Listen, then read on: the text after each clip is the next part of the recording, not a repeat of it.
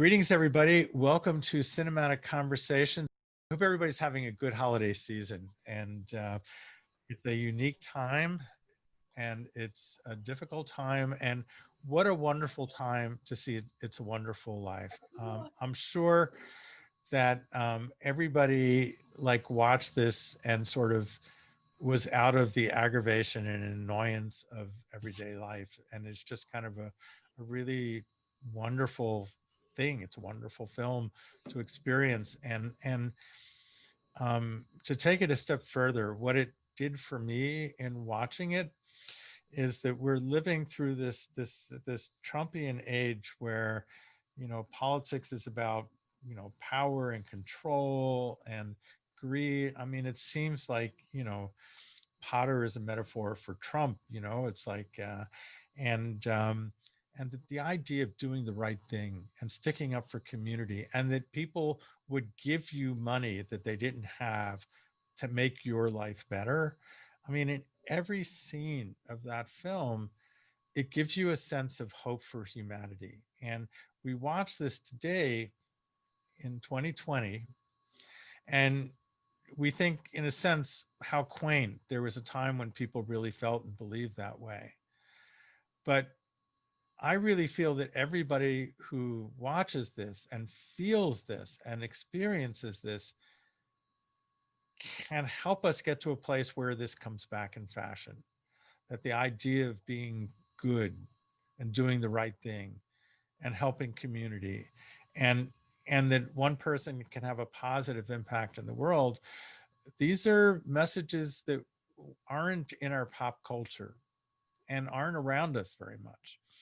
And, I think that these are important. So with that as a setup, today we have a really important and wonderful guest. So if those of you who have been to our festivals over the last 4, 5, 6 years, have seen Allan Holzman come every year with a documentary about a director or a series of directors. And Allan, aside from being a creator of these films, a documentary filmmaker, is also a dramatic filmmaker.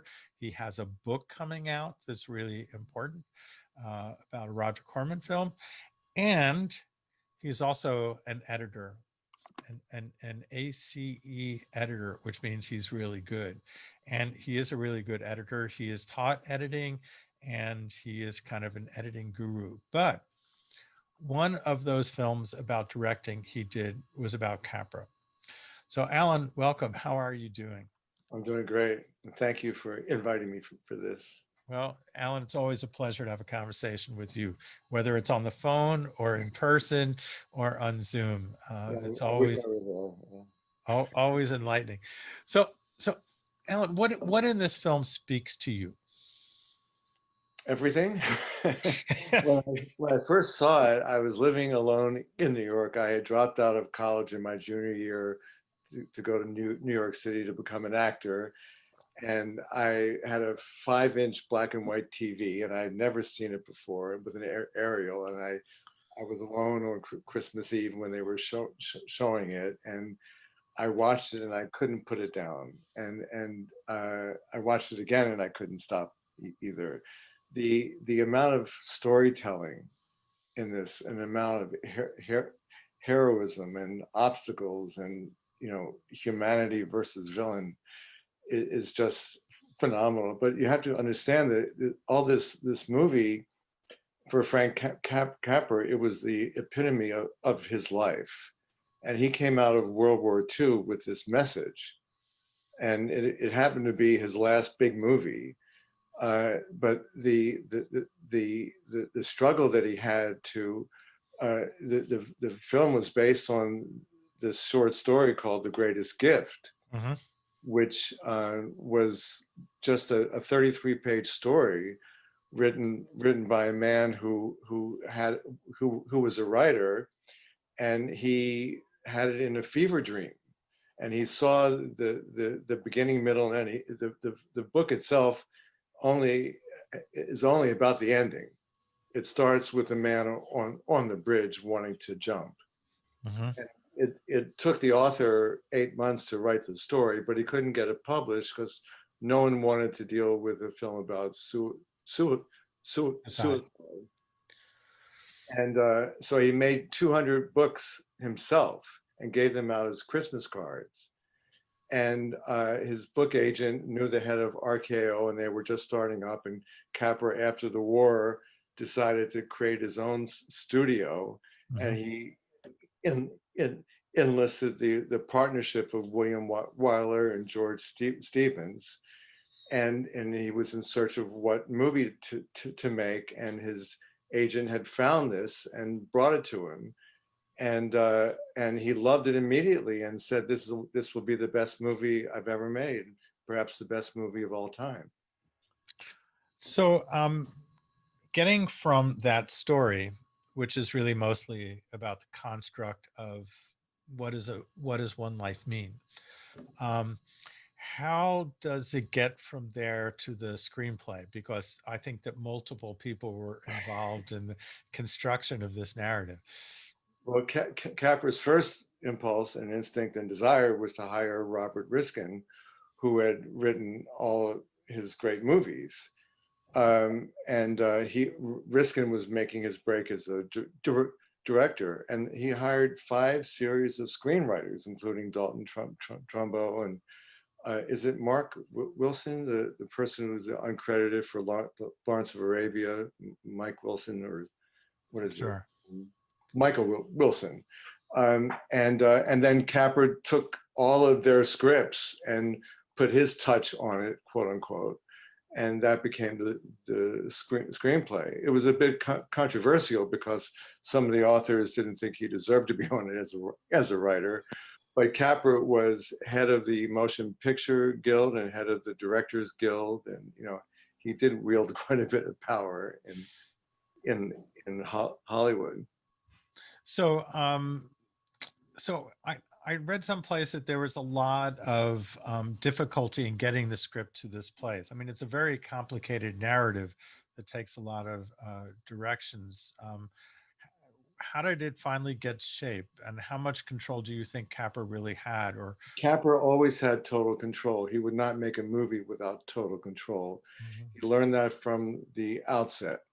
And he worked for Harry Cohn at Columbia, who paid no money at all. And he sacrificed having a small salary or a small weekly salary for freedom of expression. And he felt that if he didn't have control of it, then it could never be a good movie. And so he was turning out 2 or 3 movies a year too in the early days. And he started as a gag writer, for Max Sennett. He actually worked for Hal Roach first, and then talked his way into Max Sennett. And he got his actual break in San Francisco. He was a chemical engineer and he graduated from Caltech. And he was in San Francisco. He had a job after World War I, when the government was supporting the chemical industry, but then things stopped and he was out of work, and he saw an ad in San Francisco saying they needed a director. So he pretended that he was a Hollywood director, and he talked his way into the job. So he was always talking his way into things. But his ability to sounds like so much of an Orson Welles story, by the way. he always turned it one man, one film. That was his motto. And but he had the desire to represent the small, the little man, the underdog. So where does that, like, the desire to support the underdog, where does that come from in his life? He was an underdog his whole life. I mean, he was poor. He came from a large family. The father wasn't around. He had sisters and a mother to take care of. And he had major ambition. And he actually, his rhythm of work in his daily life, he had 2 jobs, one at night doing something with oil and some grungy job for 3 or 4 hours. And he was, a kid. And then he would go to school and work on the kitchen and get his free meal that way. And Hmm. he also then worked the dinner shift and got a free meal that way. And he had a small daytime job. And these jobs were far apart. And sometimes he took a motorcycle, sometimes he ran. And then he would study from 7 to 10 every night, and he always got great grades. So he was always fighting, and everyone said, you're crazy, get a real job, do this. And he wanted something out of life, that was great. He didn't know what, but he wanted to get there. Well, one of the other things about this film that's so great is that it's just an incredible cast. I mean, there are a lot of people in the film, but all of them are really great. How much do you know about the casting in this? Capra's main thing was casting. He was involved in every single choice. And he said he took a lot of and by habit, he took a lot of people from John Ford. So he and John Ford kind of had their ensemble. And John And this is Ford all, also did a really great job with casting. I mean, yeah. And he said, and Hitchcock said casting is 90%. And so, by the way, I tell my students that too. If you get a really good actor, you can mess up a lot of other things, but a bad actor, no amount of cinematography or editing is going to fix. so his first choice was Jean Arthur, because he had discovered her essentially, and she was in Mr. Deeds and Mr. Smith, but she had already had a commitment, and he felt he was kind of lucky because she was actually getting too old for the part, and in fact she didn't have another hit since that period. And then the studios wanted him to have Olivia de Havilland, and he decided, I want an unknown. And so MGM sent him over a number of their girls, and he picked Donna Reed. And this was her first film, right? Yeah. And she was really good. How about some of the other Oh, actors? and James Stewart wasn't the first choice. The first choice was um, Cary Grant, maybe? Cary Grant, Yeah. and then Henry Fonda. I somehow don't see Henry Fonda in this. I don't think it works nearly as well. No one worked nearly as well as James Stewart. And James Stewart, Capra was afraid he was a little too old for the part. I mean, he was essentially 18 years older than Donna Reed. Mm-hmm. So, but he came out of World War II the same way that Capra did. I mean, Capra was making documentaries during World War II. Yeah. Why We Fight, and Capra's concept for the documentaries, which was amazing, which was to make all the films from enemy footage. Nothing was staged, nothing was on camera other than the actual footage of the enemy and or the enemies. And he made 5 films that way, and actually received the Medal of Honor. And James Stewart was a pilot, and he had come off of his Academy Award and gone in as a private, and he rose in rank, and he was actually in charge of the missions. He was up in the air with the pilots, and he was giving directions to the other pilots of what they should do up in the air. That's how intense that life was. And he actually suffered from post-traumatic stress. Yeah. So his fits of anger and If It's a Wonderful Life were real. And the bar scene, where he's there, he's recalling his time Mm-hmm. in the war. Yeah. Yeah, indeed. Very, very powerful scene. How about some of the other characters? I mean, with all of Capra's films, there are a lot of these, really interesting people who were, The next biggest choice was Lionel Barrymore, who's the evil, who's the Darth Vader, Yeah. And he had just cast Lionel Barrymore in You Can't Take It With You, in which he was a nice man, a wonderful man.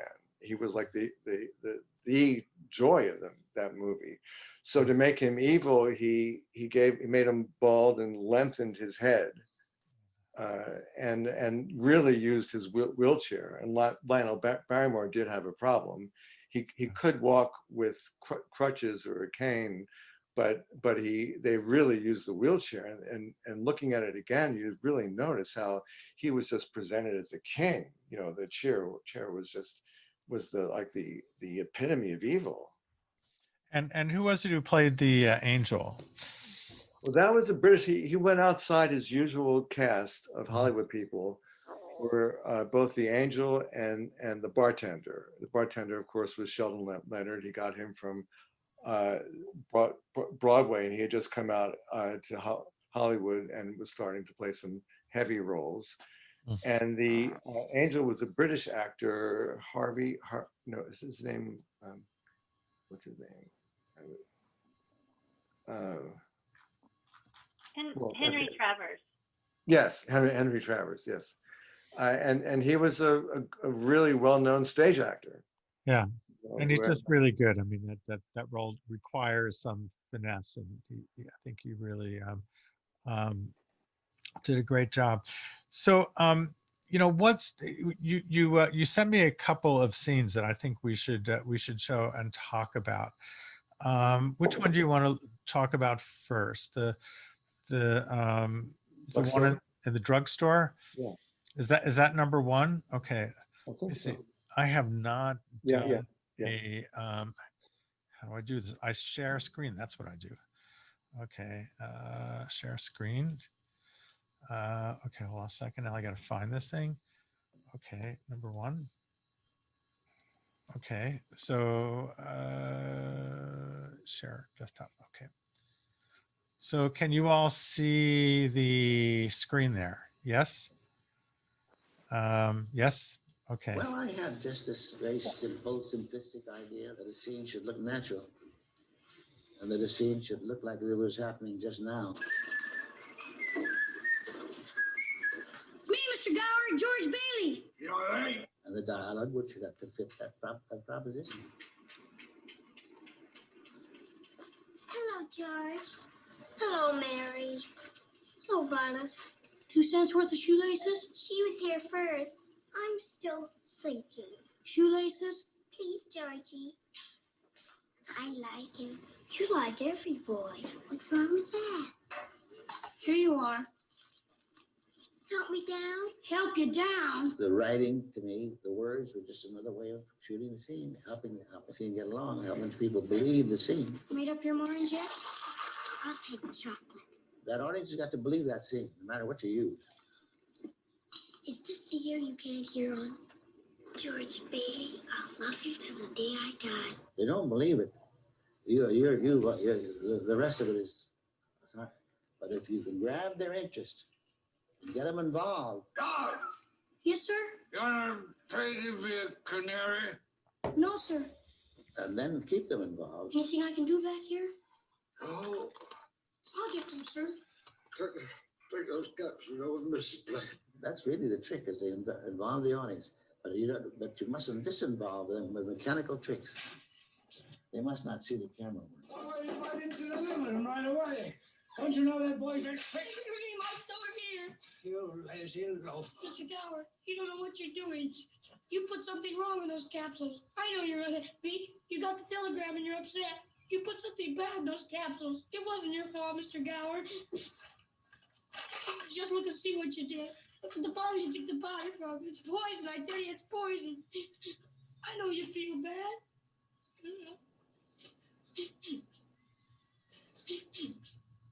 Oh. Don't hurt my sewer again. Oh, Don't hurt no. my sewer again. Oh, George. George. Oh, Mr. Gower, whatever funny. What a powerful scene. You know, and just looking at this now, the latter part of the scene where they're talking about that is mostly done in a 2-shot. The thing that's really interesting is that it is the way he obscured the view. Yeah. And this is something that Truffaut learned from Hitchcock, and I guess, you know, Capra did too, is that you make things harder to see, make the audience work to see something. Yeah. And thinking that's how he could be drinking in the open, because the girls may not see that, because he may feel that he's hidden. Yeah. But the ability to see through the material and hiding the violence. Obviously, in any kind of violent thing, you learn that if you hide the violence and you only see part of it, it becomes more violent.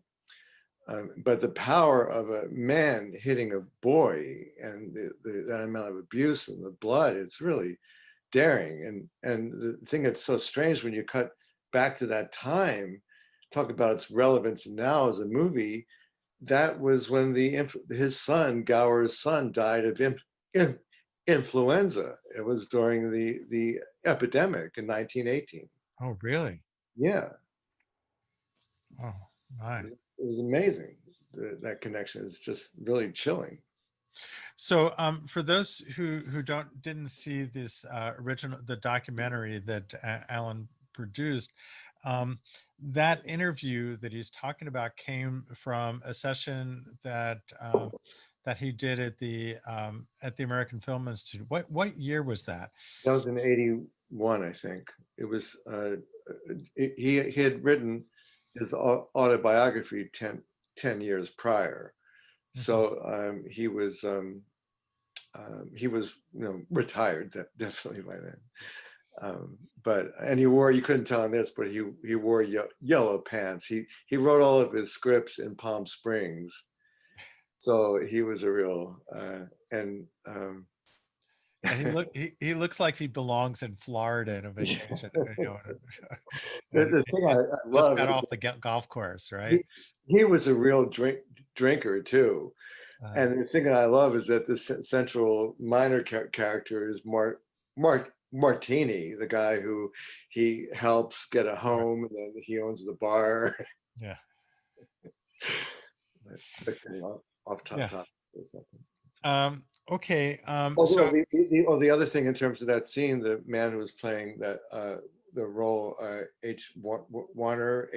Warner, he played Jesus Christ in the Cecil B. DeMille movie. So people were really shocked to see him as a drunk and then a bum later. It's like, that was a big controversial thing, how they could do that. Oh, speaking of odd people in this film, did you see the thing about the kid who turns the key in the pool? Alfalfa. Is Alfalfa from Our Gang. How many of you picked up on that one? How many in our audience are old enough to know what Our Gang is? Also old enough, this movie came out on the month I was born. Really? Yes. My birthday is December 27th. So this came out in 1946. 1946. That's what I thought. Well, there's one more thing about the scene that we just saw, how wild that line was, that I like all the boys, the whole sexuality of the film is really intense. Right. And Capra was a very intense sexual creature. He talks a lot about that in his book, and so what really struck me this time around was really how sensual the movie is. Yeah, and that scene where she loses her bathrobe and she's hiding behind the bushes. And it goes on forever. His whole staging is just a fantastic thing. I mean, he really saw film as theater, and he said that, and he said the one thing that you have to do when you're doing theater is that you must fill it. Right. And he said the audience is that third dimension. You have to do things that will involve the audience. And like when Violet grows up, gets a little older, and she's there as an 18-year-old, and she walks down the town square and everyone's looking at her. Right. He has a man stop, and then a car comes by and screeches to a halt. He's such a gag person. He just can't resist every little moment to get in there. It's that scene reminded me a few months ago. We did Fellini's Roma. Oh man. Or is it Roma or Amarcord? And there's a scene where there's the beautiful woman walking down the street, and it's almost staged the same way. you know, Fellini's love of beautiful women, you know, goes way back. I mean, that's kind of a well-known thing. Yeah, my favorite one of that is Boccaccio's 70. He has a short in there, and that's when the man is like is, I guess, is Gina Lola Brigida, who's in this big poster, Uh-huh. and then she comes down off the billboard, and she's that size. I have not experienced Oh, that it's piece of worth cinema, seeing. It's worth seeing. but it definitely sounds like something that's worth seeing. So in the next clip, Capra talks about religion, um, and do you know, does that the theme of religion come into many of his films? Yes. And what would you say is his perspective on religion? And was he a religious person, or was he a spiritual person? He was a spiritual person. You know, he just believed in God, and that there was a higher being, and he was part of that world that had, and his role was to, I don't know, you know, he never, he was not, he didn't practice, he didn't go to church, but he really, you know, he grew up Italian, so he had that in his blood, you know. It's All right, so this scene, I'll share my screen here. This one deals with specifically with, find that shot. Hold on, here it is, 2. And again, this has material from the oh, but by the way, he was, I just want to mention the editor. He took George Stevens' editor for this movie. uh-huh. Um, Okay, we'll talk about that in a minute. I do want to talk about the editing. Just watch Okay, it. here we go. You'll never see a church in any one of my films. You'll never see anything like that. The only prayer you ever hear is Jimmy Stewart when he goes into that saloon and he says, "Show me the way, God. I'm at the end of my rope." Share your screen, Bart. Oh, am I not sharing my screen? Sorry. I thought I did that. Oh, okay. Now you're sharing the screen, right? Yes. I'm sorry. My bad. I'm not a praying man. Well, let me take it back to the beginning. Sorry. Okay, here we You'll go. never see a church in any one of my films. You'll never see anything like that. The only prayer you ever hear is Jimmy Stewart when he goes into that saloon Oh, and he shit. says, Sorry. "Show me the way, God. I'm at the end of my rope." Dear Father in heaven, I'm not a praying man, but you're up there and you can hear me. Show me the way. I'm at the end of my rope.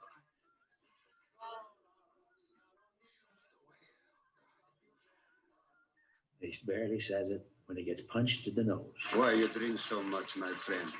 Please go home, Mr. Bailey. This is Christmas Eve. Bailey? Which Bailey? This Mr. George Bailey.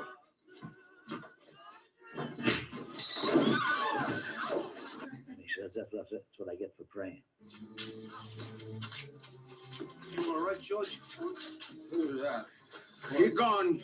No worry. His name is Welsh. He no come into my place no more. Oh, wow. That's what I get for praying. I'm wise enough to know that you can't make a religious track out of a film. I'm wise enough to know that you must not make a political track out of a film. People will not buy politics. They will not buy religion. They will not buy that.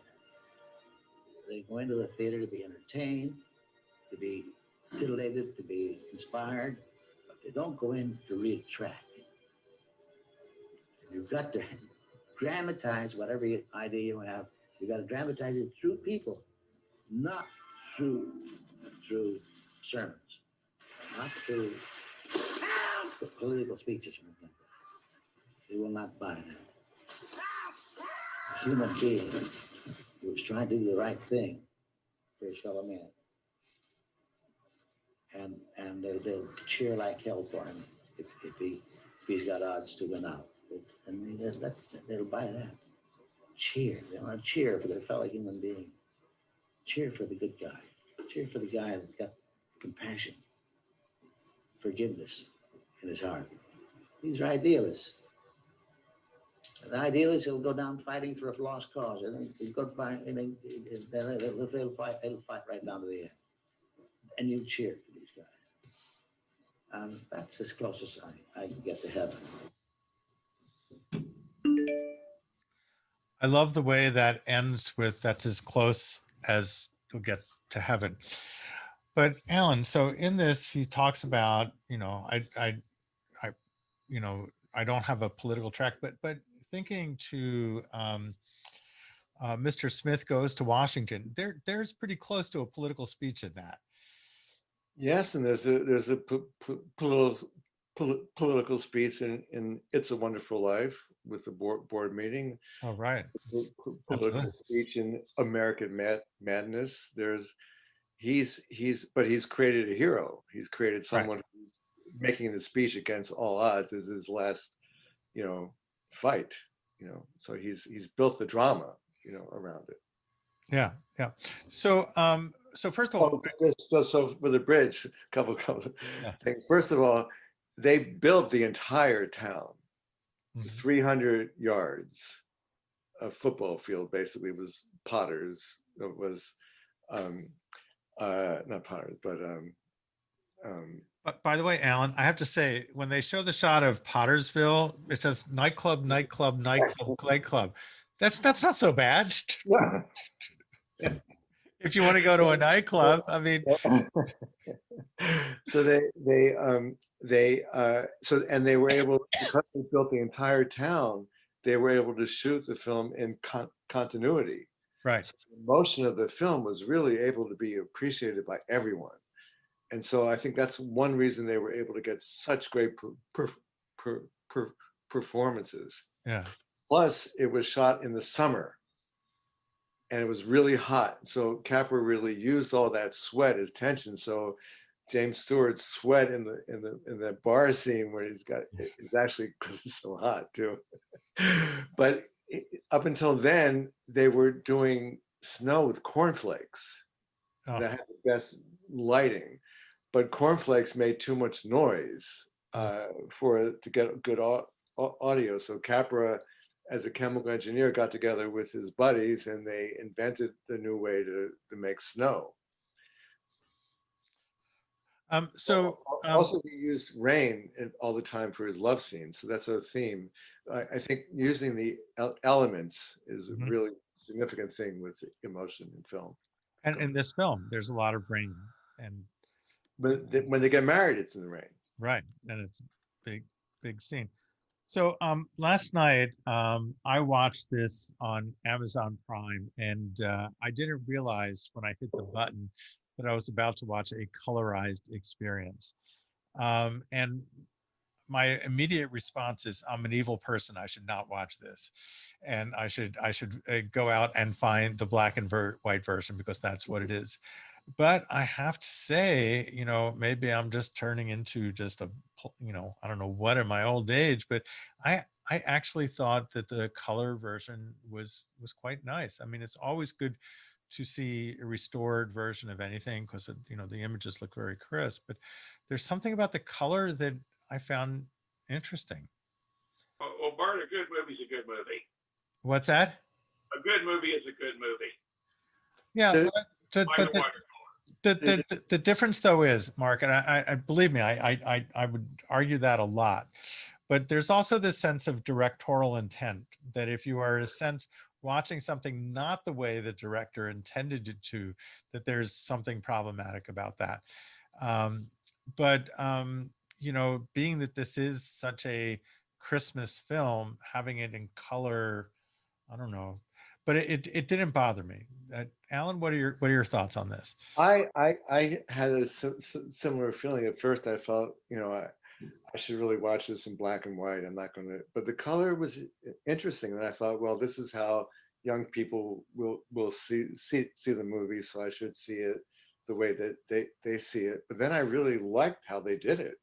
I thought it brought out the human aspect in everyone, and it brought a certain loveliness to it. So it looked almost intended. It wasn't glaring at all, and it really looked extremely well, except for with Potter. I felt that I could see the makeup, you know, but other than that, I thought it was really compelling. Yeah. So, and go I on. really believe that was Ted Turner's intent. Yeah. That and the fact that he could get the source material for free at the time. Well, but what's interesting is that the colorized versions of this film are copyrighted. They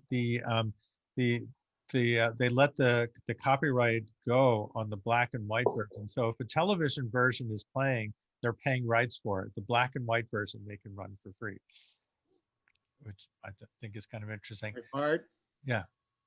I'm not sure about that because I was still in the home video business in 1994 when the copyright to It's Wonderful Life, even the black and white version, was supposedly restored due to underlying copyright of the short story and also the music. Oh. So all those 49,000 rack jobbers who were putting out It's a Wonderful Life on cheap VHS had to stop. And, you know, you could build some highways with all the copies, public domain VHS copies of it.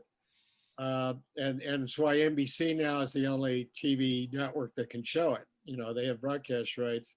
Oh. Although a few people who have done a lot of study on that have told me they doubt that restoration would really, I think, maybe is the only completely public domain movie that had a copyright restored without being changed in a way like colorizing, for instance.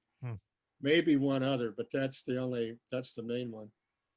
Well, Gordon, thank you for that clarification.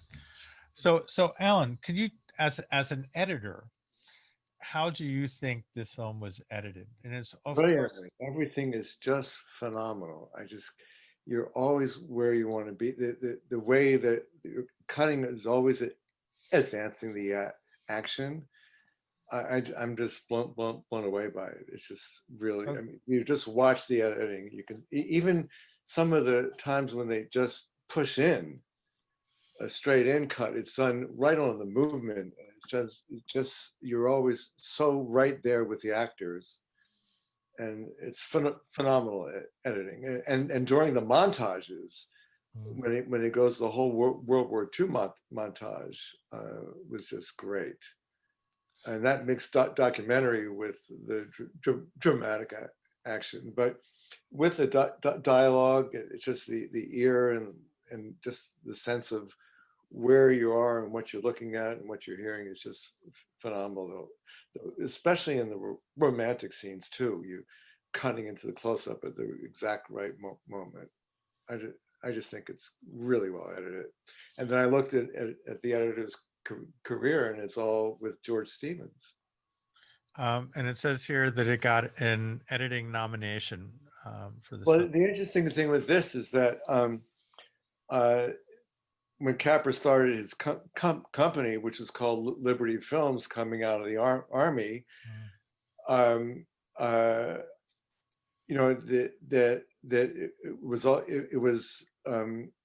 the other William Wyler was doing the best years of our lives for MGM.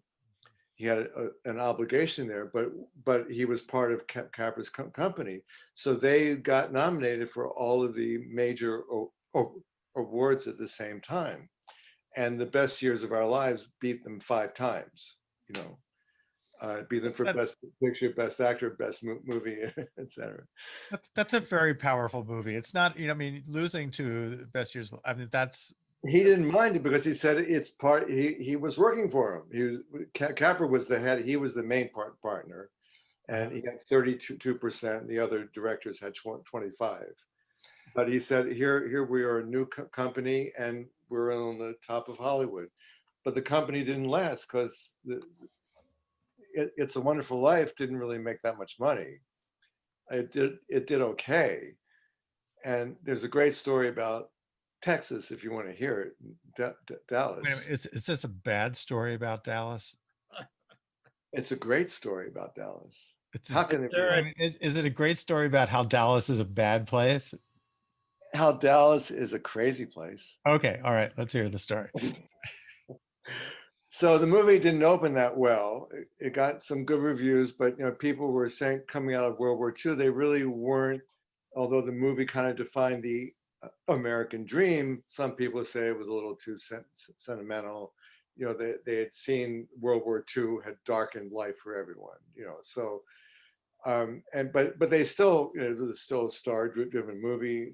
Jimmy Stewart was the top actor, et cetera. So they sent Stewart and Capra to Dallas, to Texas, to promote the opening there. And they flew to Dallas, and they had to take a private jet to whatever theater they were going to. I forget what the city was. And they said, there's a storm, but don't worry, Lindbergh can take you there. He's great. And that was the nickname of this Dallas pilot.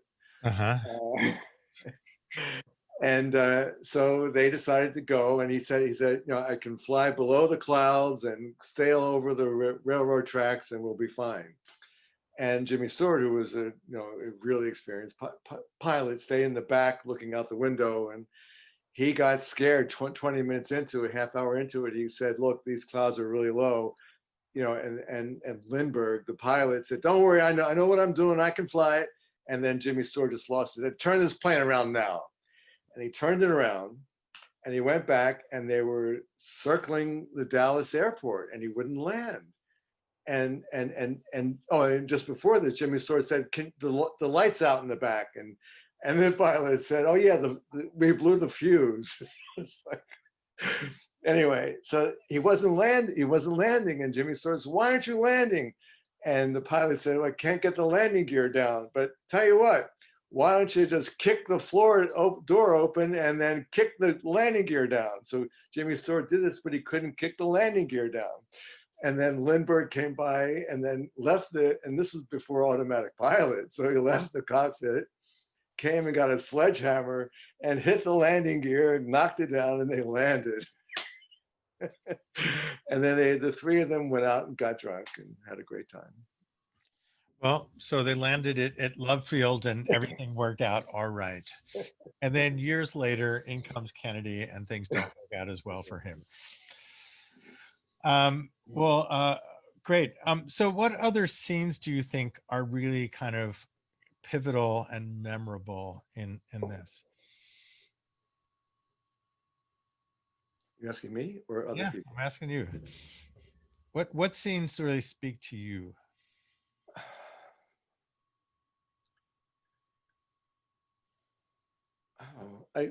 Well, we just saw it. I mean, that kid, I don't get beyond the kid. But one thing that really struck me that's really interesting is that the film itself is like a fantasy, one thing, but it's a time travel movie. And I think I don't know of any movies before that really time traveled like that.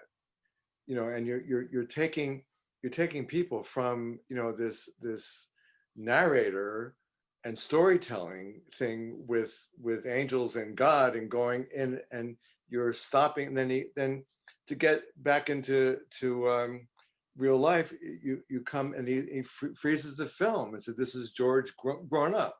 Right. And have you seen someone's, so you're doing the alienation effect with the film. So right in the first 10 minutes, you've really moved people's minds all around, and you're telling kind of a story in a quote unquote traditional way with a storyteller, but you're just moving elements around so that you're as an audience, you become a participant in the film.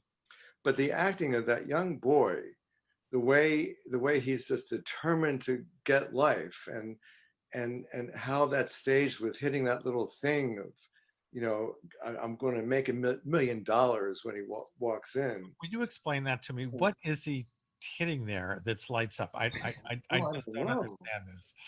But the whole idea of the girl, whispering into his ear, Mary saying, I love you, with, is this your bad ear? You're taken from, you love the movie right at the outset. And it sets things up for much later. But I'm still really struck by the violence that you're hit with. I mean, this is, kind of a fairy tale at the outset, but then you see this old man beating up this young boy, not just once. He hits him like 7 or 8 times and his ear is bleeding, and, it just blows you away. It's hard to recover from that. And the movie takes you on that journey. And I think that's what is a daring element of it. And that he hits him and then turns around. I mean, it's one of the first like moments that hits you emotionally, that like takes you to a deeper place, which I think is good. And Raquel, it's like you had Scrooge. I was actually going to mention this. When you think about like the great Christmas stories, you think of a Christmas Scrooge, and you think of, and that's time travel, right? It's like Ghost of Christmas Past, and so there's a kind of similarity in there, not that Well, much similar. it's also the kind of thing that could have inspired Harlan Ellison with Terminator, the whole idea of going back in time to change the future. It's almost like that. It's starting to play on that level. Well, does anybody have any other scenes that they want to talk about that Yeah, the other big scene I want to talk one more is the whole last hour is like set into gear with losing the money. The whole way that stage of Uncle Billy with the money in the envelope and getting it mixed up with the paper and Potter taking it. That's not in the original story. That's not anywhere. And that is Christmas Day, Christmas Eve. So right, it becomes a Christmas story right at that point. right? That's the whole last hour. When his brother's coming back, and everything happens the same day. It's all packing this story on top of story on top of story. Yeah, and that's the tension. And also, here's another thing that almost the entire film plays without a music score, using a lot of found music that makes you cry because it has such warmth to it, but people are going through such emotional stuff with each other. And Dmitri Tiomkin did all of Capra's scores, and it was a major, and Capra threw out half of his score, and they would never work together again. Tiomkin was really you create the music and throw it out. It's not something you want to work with that person again. And one of the scenes that I totally had forgotten and really sort of hit with me is when he comes back after that, and he's at home and he's just being horrible to everybody. And it is like, it's beautifully staged. It's set and up. like she's playing that music, Right. I mean, it sets everything up in a really powerful way, and I mean, it's so sad, and I mean, you had all these emotions sort of running through it, and yeah, and I think that's really powerful. What's amazing with that is Donna Reed, how she can play, her worry, her concern, the emotion that you read in through her is just phenomenal too. Yeah, it's very, very subtle. Kelly, you had a scene you wanted to talk about. Yeah. Thanks. I wanted to say that I've seen this movie, hundreds of times, just like all of us have. And what I started doing was watching the film from Mary's point of view. Because if you watch the film from Mary's point of view, it becomes a very different film. And what I mean by that is Mary is the one who sets in motion everything that happens in George's life. From the moment when she's a kid and she whispers, "I love you forever," right, till the day I die, when they're kids, all the way to when, they're going to their honeymoon, and she's like, we got like a bootlegger's wife, we got $2,000. And then flip to him going to the building and loan, and the people are frantic. And then she comes in and says, I've got $2,000. Right. And, and it becomes, and then she's the one when he goes off, when he leaves the house in a huff, and then goes and has his adventure. She's having her own adventure because she is going throughout the town.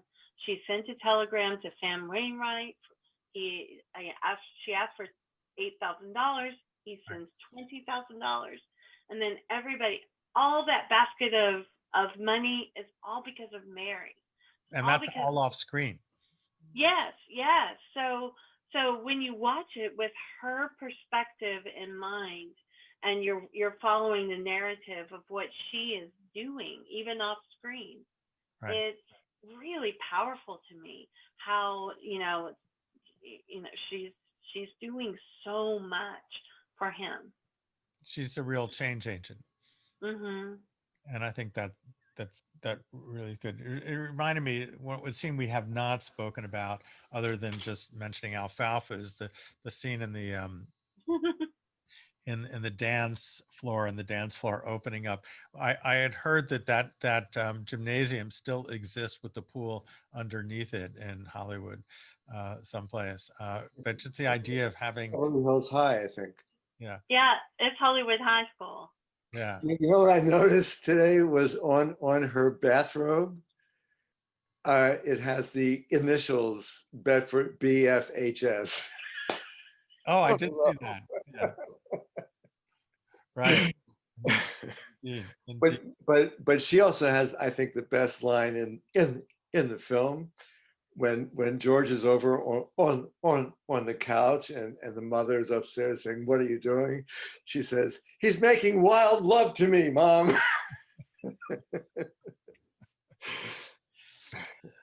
Yeah.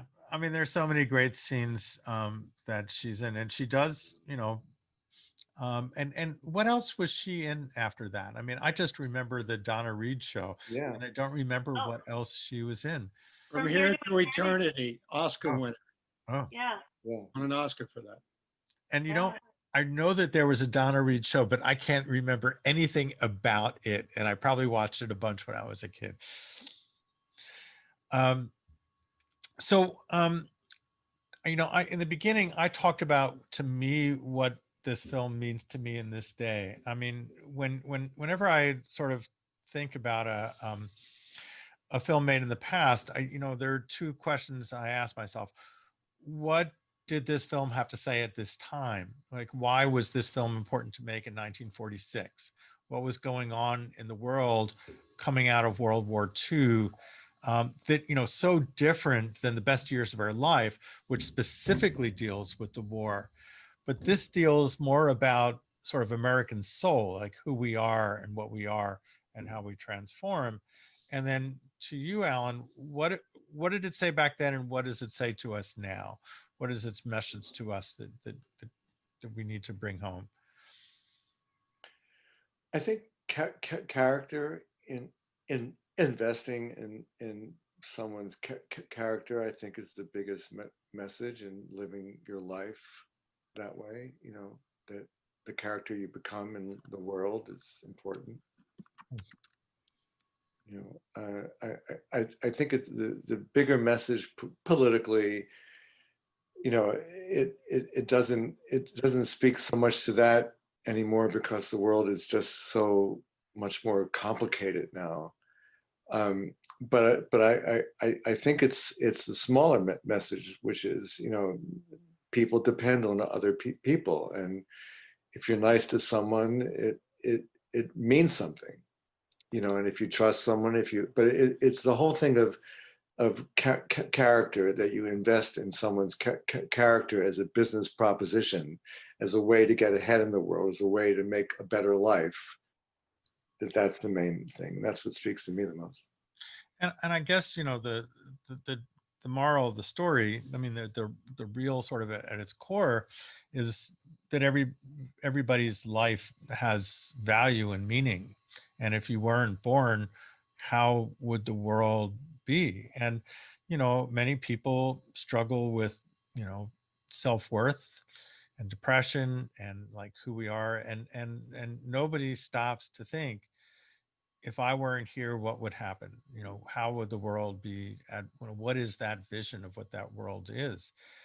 And I think that's something we can all sort of take home with us, you know, that our lives do have value. Sometimes we don't think about the value that we have, and not all of us get, you know, get an angel to come and tell us why we're valuable and what the world would be like if we weren't here. And I think that's kind of important for us to know and to feel. Yeah. Leslie, our graduate student who's working hard. So what has your studies with Fred Kerchak taught you that inspires you to understand this film in a different way? And you need to unmute yourself. Well, I did have a flashback to Bertolt Brecht when Alan was talking about the alienation effect, because we did Three Penny Opera and Mother Courage this semester. So I was thinking about that. I have to tell you, there's another person who's one of our favorites of the Video Association. I saw a short film of his years ago, Brian Konevsky, yes, from University of New Mexico. And he did a version of this film where he turned off the audio, and instead he put William Burroughs up there. I don't know if you've ever seen it, Alan, reciting one of his things about being a drug addict at Christmas. So it's very experimental, to say the least, which I guess that's a tribute to Capra, that you know, that somebody would take his film and look at it that way. But